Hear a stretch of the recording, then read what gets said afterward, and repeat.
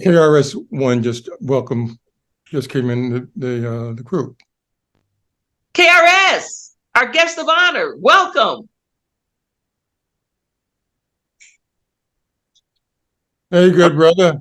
Yeah, hello, how you guys doing? You're doing great. Thanks for being here, bro. Good to see you. Welcome. Sure. So I don't know, this thing, I don't know when I'll say this thing. Peace. Okay, so I get that peace is within us, and it happens within us, and it gets caused within us. And I got a question in here though. And I also see peace as, understanding and appreciating humanity, my own humanity and other people's humanity, and bringing love to that. The practical, and let me just add that, and I also see that as hip hop, which I love. I get it. I love it. But the game, and I'm calling it a game because I find so many my experiences, I find people hard to do this, and that's my interpretation, my perception. The word I want to throw out, and you just use it, that's why I jumped in, is respect. Can we just respect one another, and understand people are coming from different places? And I get, and you also threw out the word truth. I get crazy around this word truth, because I'm talking about I'm always talking about, well, whose truth are we talking about? Whose truth are we, and whose truth are we going to accept? I mean, this water's going on. Each side has their truth. The way I hear what Marianne's bringing to the conversation is bringing humanity and bringing what you're saying, and both of you are saying, about who are we? Are we peace? You got to bring that first. But I guess I really want to hear you about, where do you hear respect of one another coming in to this conversation, respecting each other? That's a tough one. That's a tough one, because obviously without respect, there's no peace in a community. If I can, well, let's look at that word respect technically. So the word respect means to which means again, spect, look. So to respect something is to look again at something, to consider again something, to respect it. Now, if you're desperate, meaning you're living in sickness, hatred, ignorance, and poverty, especially poverty, it's very hard to look at anything other than your own poverty. This is why urban areas, poverty-stricken urban areas, is very little respect in that sense. Nobody's looking again at the other person when they're getting ready to make a decision. They're not taking into consideration even the consequences. They're not looking at themselves even. They're not respecting themselves. They're not looking at themselves again before they make this move. And so if you're in a desperate situation, poverty situation, no way out, I got to do this right now, respect is not respect doesn't matter here. Respect doesn't matter here. It's same thing with being in prison. It's like the idea is to avoid going to prison or being in prison, because once you're in there, there are rules to that. And it's like things like freedom.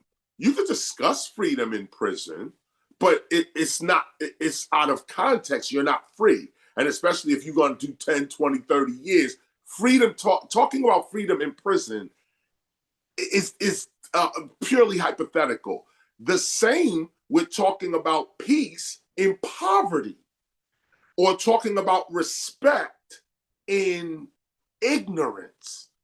Christopher Columbus discovered America. Hey, here's a better example. When we were growing up, I know when I was growing up, we saw cowboys and Indians. We're just kids growing up.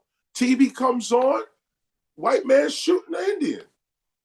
Cowboy hat. We like, yo, he killed that Indian. I want to be the white man. I want to be him. I want to be the guy shooting. Even other Native Americans were rooting for the cowboy.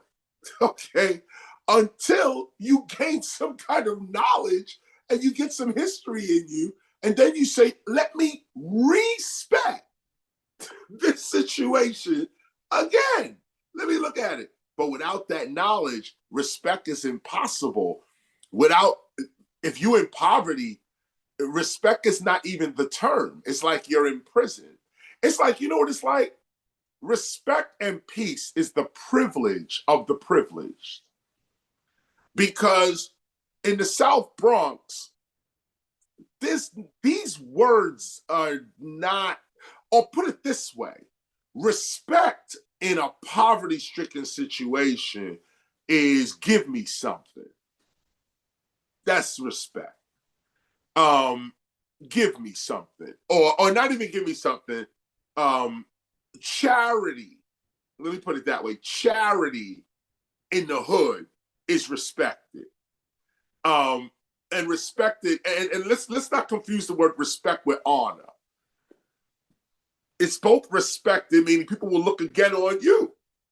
If you know you the one coming on Thanksgiving with the turkeys, like Nino Brown in New Jack City, if you the one coming with the turkey, we respect you. You could be a drug dealer. You just killed my mom's last week with this crack. But on Thanksgiving, you came with a turkey. We respect you. That's the hood. The concept of this dude is the reason you're probably going to stay here for the rest of your life never occurs in your mind.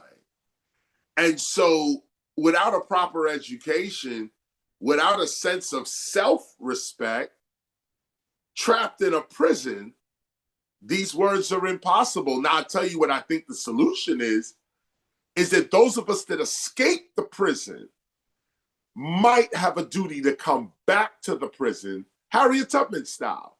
You escape, you go back and try to pull 5 or 6 out. But even Harriet would tell you, she said, I could have freed more people if they knew they were slaves. Imagine that.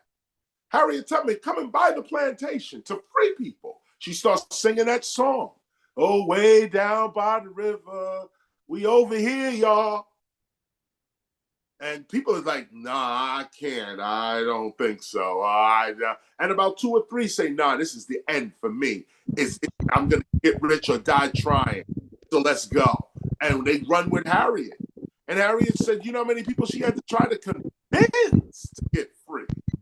How I got to convince you to get free from this terrorism that you live in every day? I got to convince you? Yes. Yes. So, yes, ma'am.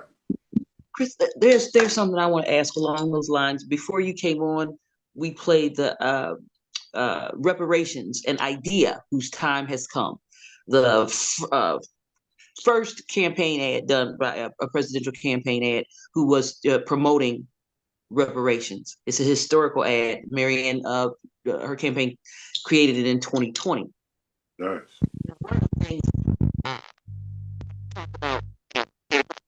I could have freed more if they only knew, you know. And you have someone like Marianne coming with, like I was born and raised in Detroit, okay? So when we look at the numbers in the campaign, we look at the numbers, the number of people who at least have signed up as volunteers. Where the numbers are lacking is in Detroit. And one of the things Marianne wanted to do before that's what I'm ready to do. So I'm going to go around and really tell people about what she's planning. Reparations, they haven't heard of what she's with reparations. LB, your voice went out a little bit. How do I sound now? You're good. You're cracking up. But I was hearing you, but it was staticky. I don't know if there's a connection. I think what happened is my laptop went out, just like you want to do something like this, and you're the host. And then I have to switch to my cell phone because suddenly, you know, that's what's going to laptop not work. So, I'm trying to be peace about that. Darn thing works all the time, but not right now. But with reparations, I'm thinking, you know, because I think about I grew up in deep poverty. Like I was so poor. The poor people, you know, teased me for being poor. I was poor, okay? Look at her. Yeah, her clothes, her glasses, her hair, she's all messed up. It was like a sign, please kick me. Just kick me. Okay. But it was a blessing to grow up that way because I have the perspective, you know, where you can go back, respect, and look at that. And I see it as a challenge, but I also see it as a certain kind of genius. Because later on, when I ended up a divorced mother going to Salve Regina University, I had to do it because I had to take care of my kids, because I had to get out of this situation. And so some of the skills I used in order to survive Detroit, they made graduating cum laude at Salve Regina University was like, knock it out, baby, knock it out. And it's just that perspective. And so that perspective is what I want to try to bring to my people to understand this. Even though you see this woman, she's white. So, you know, we're not going to trust her because too many people who look like that have come and said this, that, and the third. They use us, they abuse us, they leave, and they're gone. So they're not even going to listen to her. They say, why are you listening to this white lady? That's what they say. I say, okay, one, let's go back and see how long she's been talking about this. Let's go back and see how long she's been writing about this. Let's go back and establish her because the lady got receipts. So our people understand receipts. That's respect. They understand receipts, right? Now, if we can understand that this person is authentically supporting this, okay, and we know that getting people out of poverty is akin to establishing peace on some level, because taking them out of that poverty, how do we? Because what I see is this. If you don't like anything else, my brothers and sisters that I grew up with, if you don't want to listen to the Department of Peace, if you don't want to listen to the Department of Children, and if you don't want to listen to all the things you do, how about putting somebody in there who's been talking about this for decades, but put some money in your pocket within, what, 24 months of being in office? How about voting for that? Like I try to like break it down to things that mean something to my people because I know what it's like to live at that level. And like when you say in poverty, you can't have any peace. You can't. I co-wrote a book. No. I wrote a book called From the Crack of Hell to the Gates of Heaven for Reverend Delgado Lithicum. He used to sell drugs. He went to jail, turned around. Now he has a ministry. You know, he does painting ministry. He does carpentry because he said a man gonna eat. So if you don't give him something else that he can do that he can put his hands on, you gonna get it. So I'm just like, if our society could just at least understand that by not respecting us, you put your own self in peril. Because there's no peace in my poverty for me, and there's no peace in my poverty for you either. See? And so it's like, I feel like just getting people to understand how important it is to get someone in there that comes with receipts that at least will alleviate that poverty so that you can even start to contemplate peace, your self-worth. It's how do we do that? Because you appreciate what she's coming with. I'm just breaking it down to the money. What you talk about in our community. Like I told Marianne when we were going to knowledge cafe, okay, to go to Highland Park. Highland Park is right next to Detroit. And I said, hey, now we gotta bring something. They like, well, I said, if you don't come up in my house, in my community, and you're a guest, what you bring? I said, because when you leave, they're going to say, that's right. Now, they came all up in here, you got stuff, and they didn't bring nothing. So I said, we got to bring something, because that's my community. That's respect. That's respect. And I'm thinking, how do we help our greater community? In Detroit, in Chicago, in California, all over these places. How do we help them appreciate just that in relation to the peace that it would bring? Just having somebody in office respect us enough to push the fact that there's a conversation that needs to be done by the United States government, not white people, the United States government. That's wow, because you touched on a few things. First of all, dealing with our people just in general. Let me just start right there. You answered the question right at the beginning. We've been let down so many times and from every face, white, black, Latino, Arab, and male, female, old, young, rich, poor, they've all, and we've been let down by every face. Yes. Okay, so the apathy in our community is out of control, literally, and rightfully so. But again, the game, as was just mentioned, I say this on two levels. One, if I, not if I was married, if, let me just say this, that Marianne's revolution, Miss Williamson's revolution, is probably not with Black people altogether. Black intellectuals love her, like me. I like her mind. I like how she thinks. I like what she's willing to stand for. This kind of thing. I'm attracted to that kind of mind. So she's always going to get that kind of support from the Black community, the Cornel Wests, the others, the KRSs of the world, of the Black community. She's going to get that. But to make serious change for that community, or for Detroit, period, or say Baltimore, period, like the whole of it, and the whole of Detroit, and some other areas as well, we could always say. But I mean, Detroit's an interesting place without going too far into that. It's an interesting place, Detroit, in terms of what politics can do with that. But it seems like she's going to have to win over the white community, because here's the thing that I noticed, and this is coming from a music point of view. I'm going to limit myself to musicology here, or at least marketing, right? Not even musicology. That's too good. Let's bring it all the way down to just crass marketing. Most people follow people who they believe got other people following them.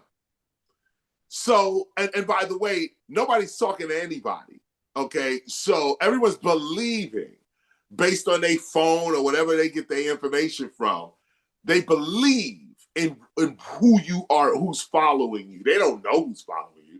They believe. You might have some likes, you might have 100 hits, you might have this, that, and the other. So people say, oh, we believe that this is what it is. But if you can somehow make the perception of that belief, meaning that, make the perception of that belief appeal to young white voters, nothing in this country has ever changed unless them young white voters got behind that. That's why the George Floyd protests was such a threat to the United States. Yes, white folk have protested in every Black protest there has been probably since Frederick Douglass, okay? There's been white folk marching with us. You can look at the pictures of Dr. King, white folk all in the pictures marching, front lines, okay? They're there. But somehow on not Rodney King, because the white folk were marching there too for Rodney King. But with George Floyd, somehow that march, somehow Black Lives Matter started to look white, and in a way like abolition, like in a way like John Brown, in a way like, you know, we're getting sick of this BS as a country. We need to do something. And mind you, you know, I'm a harsh critic. I think the energy was wasted. I think the George Floyd energy was wasted. It's in a similar way, in the way in which 9/11, America's 9/11, when everybody was behind America in that sense. America could have did any kind of evil scheme it wanted to do at that particular moment. The world would have just said, we're with it. But no, what America do? Just botched up its image in the world, where it could have took that horrible moment and led the world. It resorted back to violence, back to this, back to the, so the same with George Floyd in that sense, and really that whole 2 years, Eric Gardner and Breonna Taylor, and all of that whole time. We could have galvanized that energy, but we would have had to been a lot more radical than just protesting in the street. We had to quit some jobs, like some jobs from the higher up would have had to gotten quit. And yes. I see. That's what I'm saying. I see you. No, the Panther would have had to come out. And no, we weren't ready for that. So now here's the next piece that I'm trying to bring up. First piece is young white voters are really the change of this country. They're the ones that sit down at the table with the very person you're voting against. In that sense, you may have an issue as a black family and say, "Yo, Roe v. Wade. Let's bring this back, or let's try to restore." You could discuss that at the dinner table as African Americans. Nothing's going to change. Simple and plain. White folk, they sit down at the table. Their father might be the judge. Their mother might actually be the clerk. They're in that, like the same way they would look at us and say, I really want my son to play football. I really want my son to play football. And white folks are at a disadvantage of that. Like we at a disadvantage with government on their end. They're at a disadvantage with sports, music, art, all that stuff. They get ostracized. I know some really good white basketball players, dudes that I would have on my team any day. But because they white, they're never going to get picked for nothing. Period. Okay? It's not happening. The marketing wants to see the tall black man dunking that ball. That's what it is. The marketing of it needs to see that. The stereotype of it, the casting of this. I don't believe that white men can't jump. I don't believe that white men can jump. I don't believe they can play that. Sure, play hockey. Yeah, I could be. These are the stereotypes that stagnate in everybody. Everybody's getting hit with this. Okay, everybody. Same thing with art. I know some dope MCs, white kids, good, okay, at rap. I'm black, okay. I'm like, yo, you're good, okay. This is hot, okay. They'll never. You think Sony would think about and I don't want to call Sony out, but any of these companies, I mean, they'll not even think about this kid and his nothing, okay? What are they looking for? The next Nelly, the next Kendrick Lamar, the next whatever that looks black, okay? That's what they look for. They don't care about your talent. And so the same thing here arises with 14 million African Americans seeking justice, seeking better economic opportunities, seeking education, seeking justice in the courts. Here we come, 14 million of us. Even if, and President Obama's a look at this, even if all 14 million of us voted, like miraculously, all 14 million black people voted in this country, we still couldn't get anything changed. Simply plain. For Obama to become president, white folk had to say, we're voting for this dude, okay? And them numbers had to be way higher than 14 million. Try 100 million, 80 million. Half the country, more than half the country got to be down with this for it to happen. And guess what? The only other thing that moved the country like Obama did, the only other movement that can move white people like this is hip hop. That's it. That's it. Nothing else. Nothing else. You get white folk behind a message, or if hip hop or hip hop's white folk get behind a message, it's over. The game is over because it's not even about the game anymore. It's about those who create G's and A's and M's and E's. It's not the game anymore. We know the formula. We have the mathematics down. And believe this, more and more people are questioning this system. That's why I say Marianne is before her time. You know, I mean, we need her now, no question.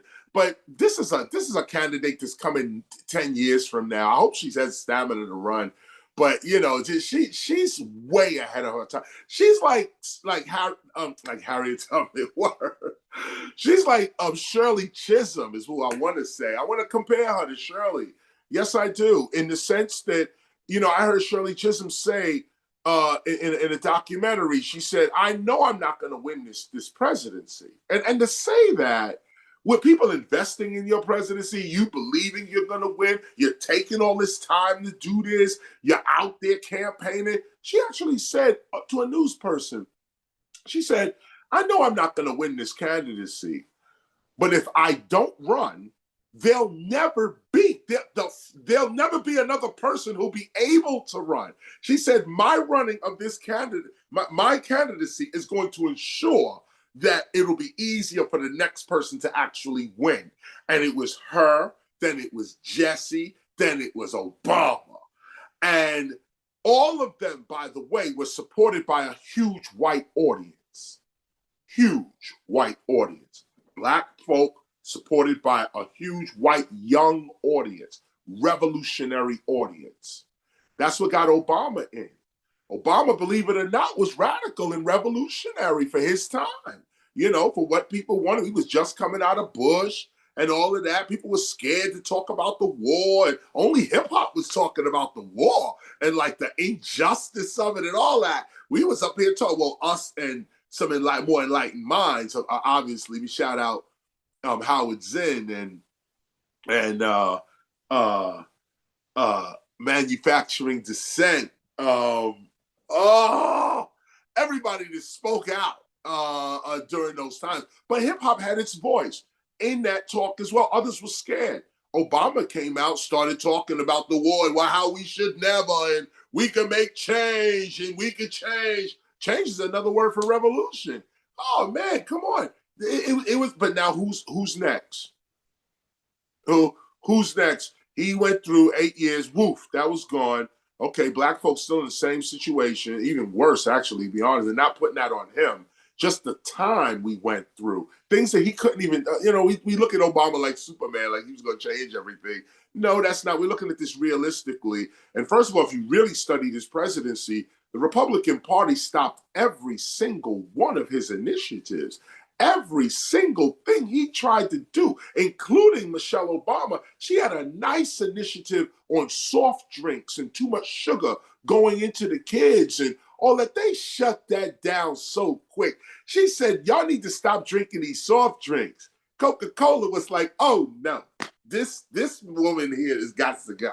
Okay, no, they should. And I remember, because I'm studying their campaign. I studied the whole campaign for 8 years. I kept my eye on it, saved newspaper articles, the decisions that were made, killing of Gaddafi, invading Syria, all of that, okay? Out of all of that, Obama was still kind of radical for presidents and for his time, real radical on that level. But black folks stayed in the same situation. And even though he could have, like if white folk gave him everything he wanted, maybe we would be in a better situation. Maybe.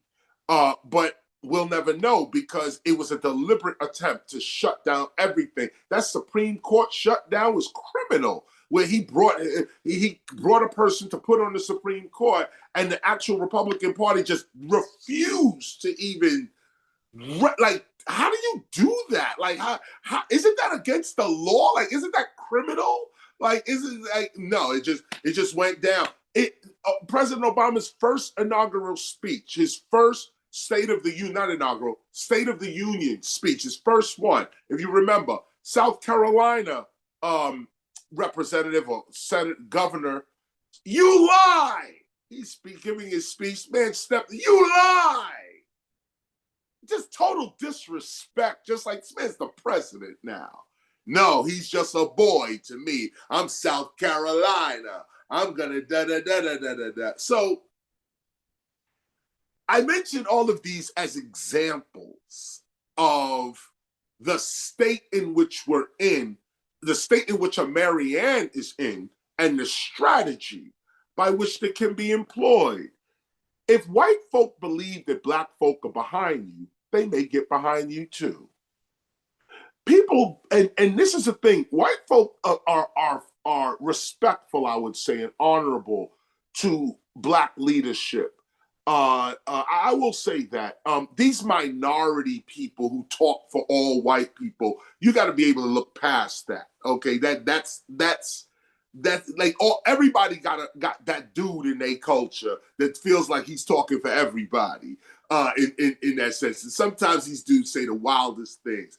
Well, white folk got the same people, okay? They stand up. Other white people looking at them like, what is this dude saying? Like, who is this, okay? But this guy got the CNN. This guy is on Fox News. This guy is the one talking to everybody. So he's representing or she's representing the white view. We know that that's BS. So if we know that, we got to put that aside. We got to put that aside. And we got to deal with the humanity of a person. It's the word we brought up. The humanity. How do we respect the humanity of another person? Well, this comes back to that because first, let me put a period here. I think we should focus on white participation more, not more. We need all the black participation we can get, even just as voters, but also as advisors. Yes, we need black participation.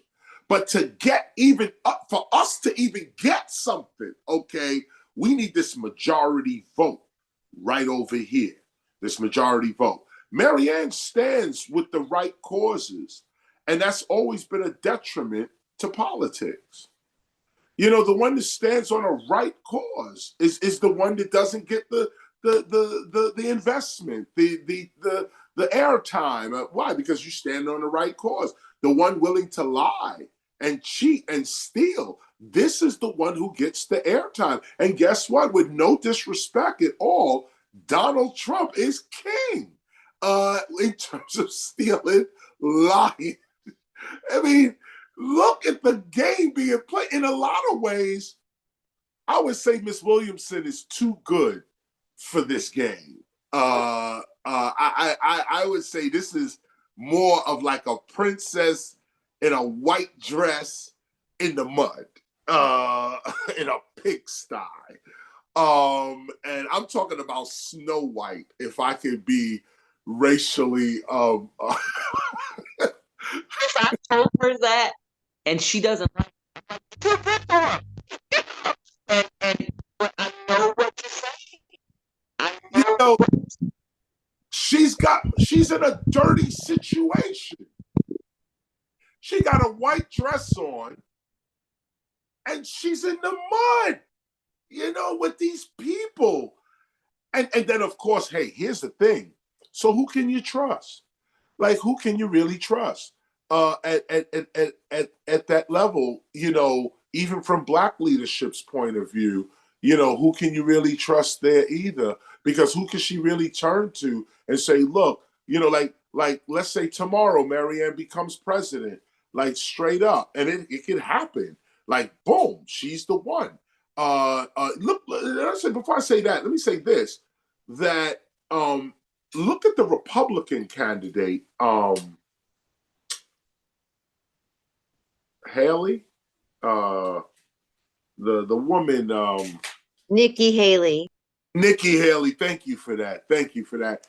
Nikki Haley. Now, when she first started, nobody even thought that she would wind up where she is now, in that sense. And that's how this politics works, in that sense. If you're a leader all the time. I don't think, you know, I don't think she is, but I don't think Marianne is really caught up in this particular election cycle. Yes, there's certain, you know, you got to meet certain criteria for this particular cycle and all of this type of stuff, and we know that. But certain of us are leaders for real and leaders all the time. And Marianne is definitely that. Anybody who's advising anyone on their spiritual development is a leader all the time. And so there's no loss for her because she's not even really part of the game. You have to lose or to win, you got to actually be part of the game. Here you have a person who's actually in the game, but not of the game. So it's like, what is she really going to win? She's going to win the hearts of people. Like, in other words, people are going to vote for her in other areas of life. And she might want to look at that herself, you know, because like a vote is not just political. You know, you could vote for your best chef. You could vote for your best spiritual teacher. You could vote for your best sports figure, your best rapper or DJ. You can vote for that and support that and so on. And like I said, the same way Marianne attracted me to her campaign, I know she can attract millions of other people just like me. But just like me, I'm ostracized and marginalized from the airwaves as well. Because if you are speaking any kind of truth, okay, no, this is not the medium for that. This is the medium for lies and for liars and for thieves and for stolen goods. That's what this has become. And it's a shame that this is what we're dealing with. But a person like Marianne becomes a fresh air, becomes a breath of fresh air, where every once in a while we're going to see her pop up somewhere, and she's going to speak that truth. And people are going to get it, and she's going to save real lives. You know, it's different from somebody like a DeSantis or somebody who's, you can tell, has no soul whatsoever. And I don't say that disrespectfully. I'm just saying straight up, like, take a look at dude. Like, I'm just saying, okay, dude has no soul, okay, right there.